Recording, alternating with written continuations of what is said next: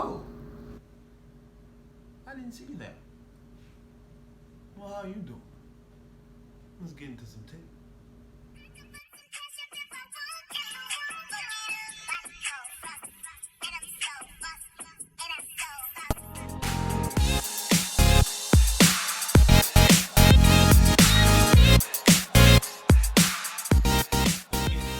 I'm not wasting time.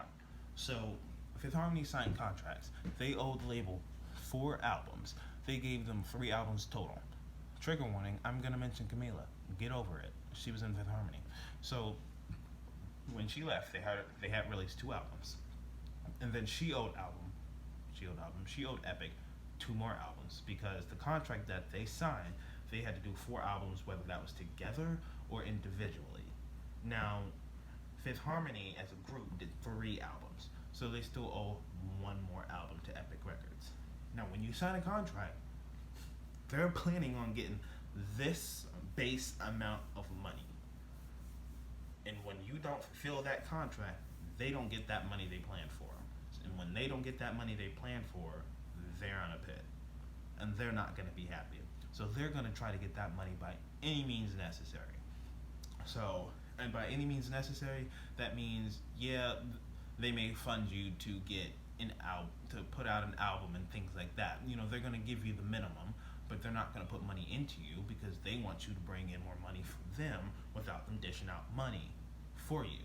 Anyway, hence why you go from an apocalyptic town, mansion construction site, a private island to a motel parking lot and a shoebox studio in a year after a top 5, a top 25, and another top 20. Anyway, so where we are right now is that each girl has come to a standstill in their career. Even Normani, regardless of the success she's getting, she's being blocked from getting the success that she deserves and that she should have right now, all things considered, from the cancellations and things like that. Now, bitter folks, it's not Camila and her team. It's Epic Records behind the scenes. That's without a doubt. You look at it, Normani's cancellation of her Graham Norton performance, then you turn around and then Camila's on there, right? Okay, so let's back it up a few years. Fifth Harmony did the Billboard Music Awards, where they did Work From Home and All In My Head Flex for the Xfinity performance. And then they did the MMVAs. Is it MMVA? The Canada Award performance? I think so. Let's turn around to the next year after Camila left. Who had those exact performances? Her. Anyway, so,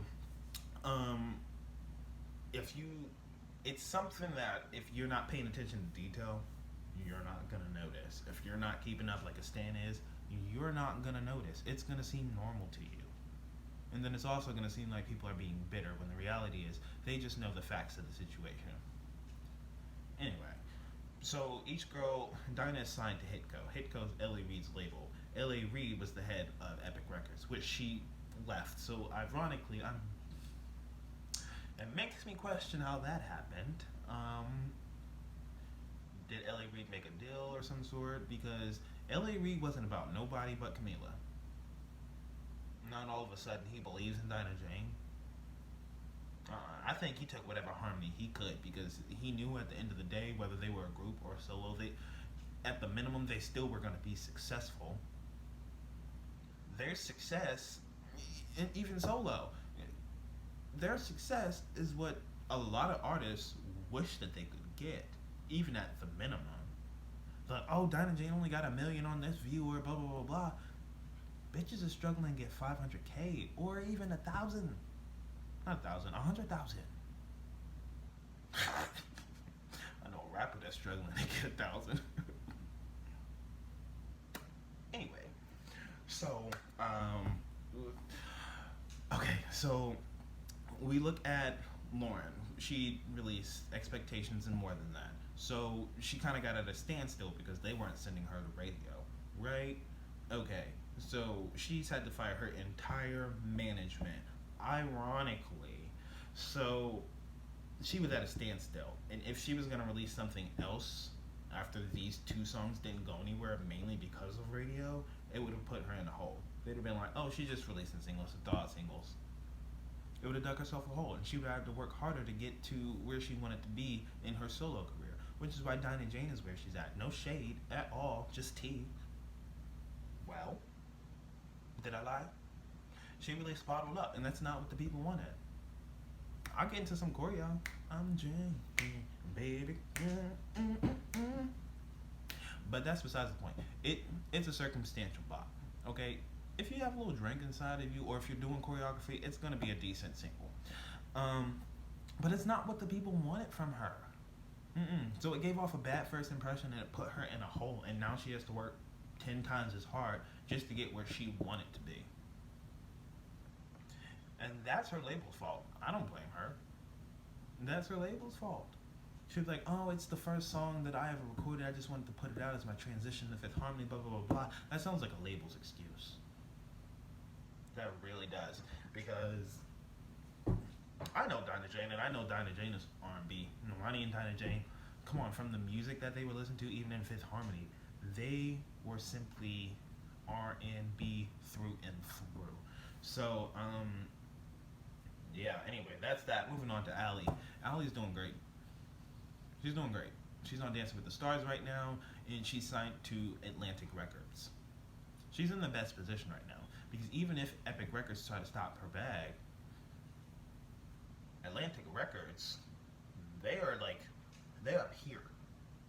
They're known as the Payola Records company, but they're still up here compared to Epic Records, which is down here, who had Michael Jackson, Patti LaBelle, Mariah Carey, Ciara, a bunch of people signed to them, and ended up losing them over fuckery. Shocker.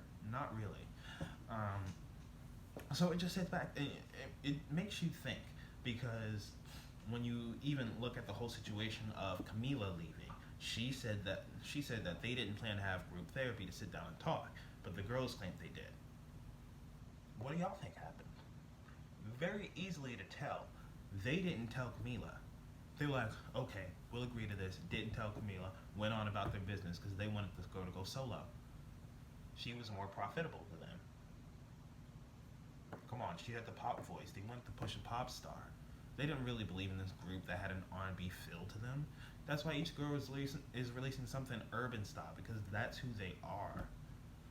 They didn't believe in that. They wanted something pop. That's why they tried to make Dinah Jane sing less soulful, and that's why she wasn't on Sledgehammer or Boss.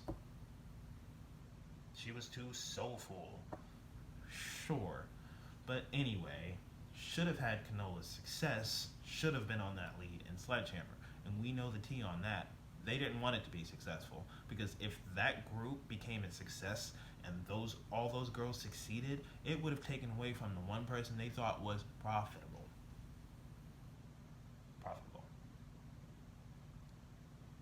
Very easy. Like I said, if you pay attention to details, you're gonna notice. So, I mean, come on. They did not want this girl to write for Fifth Harmony. They told her she couldn't write for Fifth Harmony. They basically put her in an area where she had no choice but to leave. And when she left, ironically, she could write for her own album, and Fifth Harmony could write on her own album. But together they couldn't. That's not fishy to y'all? Anyway, I don't know, because I don't know how they're going to move forward from this point. Because I know Brandon's going to go to war for her every day. Dinah doesn't have the backing. She does not have the She doesn't have the management. She doesn't have the backing. I hope what Lauren has now is the backing. She has a decent label. They're not great, but it's better than Epic. So I hope she has at least a better team that's going to get her out there or get her to radio. Come on, Fifth Harmony was signed to a label, and the only reason why they got that VMA performance is because they had to go to a third-party company to get promotion, because their label was not promoting them. They were basically independent, signed to a label. So, like, what's the point of even being tied to a label at this point? Anyway, it's frustrating because it's been sabotaged from day one.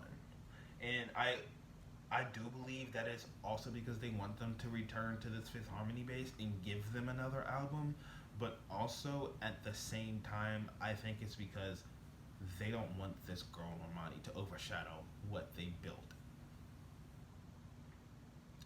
not going to go into detail about that. I'm sure you can read between the lines. If I spoke too much tea and I go missing, I don't care. I'm over it at this point. Like, all of this could have been avoided if they would have just nourished each girl individually as well as letting them shine as a whole, as a group, instead of taking advantage of them. They could have bagged so much money. Fifth Harmony could have been successful.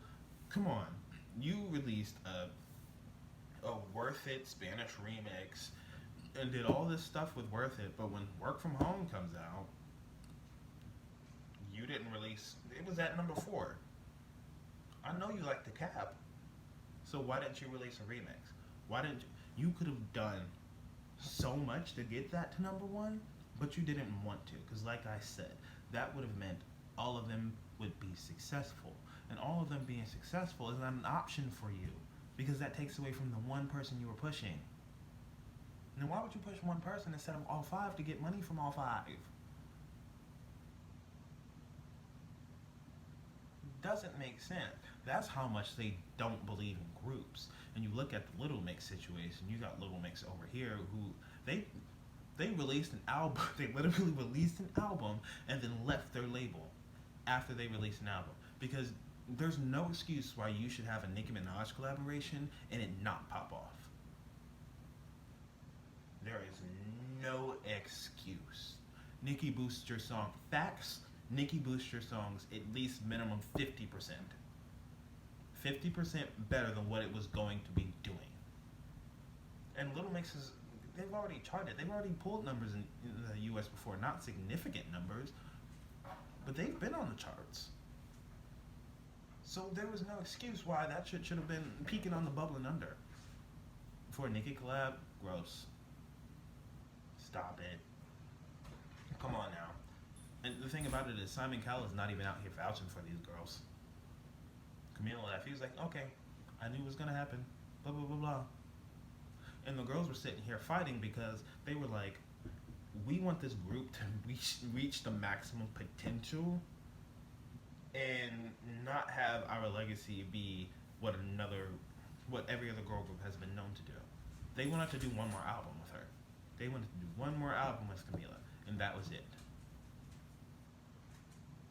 If that girl would have stayed and she would have done another album, every one of these girls in this group would have been a staple in the industry.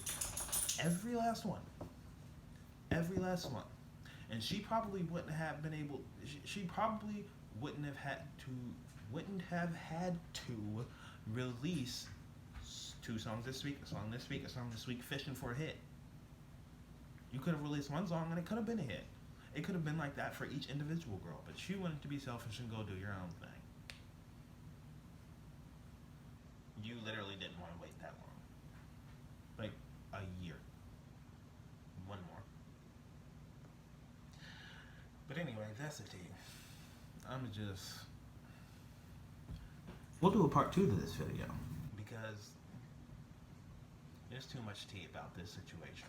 And I can't put it into one video. I'm not trying to have a half-an-hour video. So that's that. Alright, y'all. So if you haven't already, give this video a thumbs up if you liked it. If you didn't, I don't really care. Subscribe, and then leave some comments down below. You know, if you want me to react to anything. I'll react to whatever. I really don't care. Just whether or not it's important enough. Like Bad to You. Which just might come out before Bad to You. Or after. I don't know. We'll see. But anyway. Alright, y'all. Peace.